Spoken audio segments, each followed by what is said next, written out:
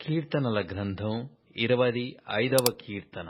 యెహోవా, నీ దిక్కునకు చూచి నా ఆత్మను ఎత్తికొనుచున్నాను. నా దేవా, నీయందు నమ్మికయుంచియున్నాను. నన్ను సిగ్గుపడనీయకుము. నా శత్రువులను నన్ను గూర్చి ఉత్సహింపనీయకుము.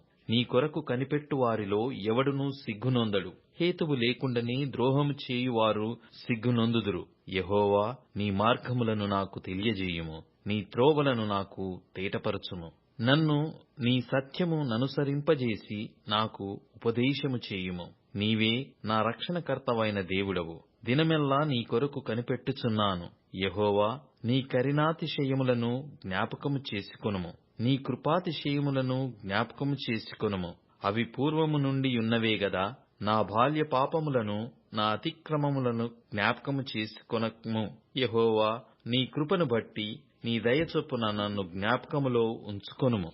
యెహోవా ఉత్తముడును యథార్థవంతుడునైయున్నాడు. కావున తన మార్గమును గూర్చి ఆయన పాపులకు ఉపదేశించును. న్యాయ విధులను బట్టి ఆయన దీనులను నడిపించును. తన మార్గమును దీనులకు నేర్పును. ఆయన చేసిన నిబంధనను, ఆయన నియమించిన శాసనములను గైకొను వారి విషయములో యెహోవా త్రోవలన్నీయు కృపాసత్యములై యున్నవి. యెహోవా, నా పాపము బహుఘోరమైనది. నీ నామమును బట్టి దానిని క్షమింపుము. యెహోవా యందు భయభక్తులు గలవాడెవడో వాడు కోరుకొనవలసిన మార్గమును ఆయన వానికి బోధించును. అతని ప్రాణము నెమ్మదిగా ముండును.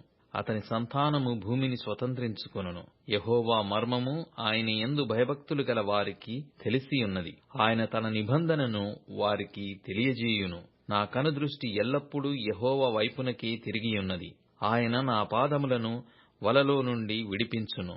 నేను ఏకాకిని, బాధపడువాడను. నా వైపు తిరిగి నన్ను కరుణింపుము. నా హృదయ వేదనలు అతి విస్తారములు. కట్టులో నుండి నన్ను విడిపింపుము. నా బాధను, నా వేదనను కనుగొనుము. నా పాపములన్నిటినీ క్షమింపుము. నా శత్రువులను చూడుము. వారు అనేకులు.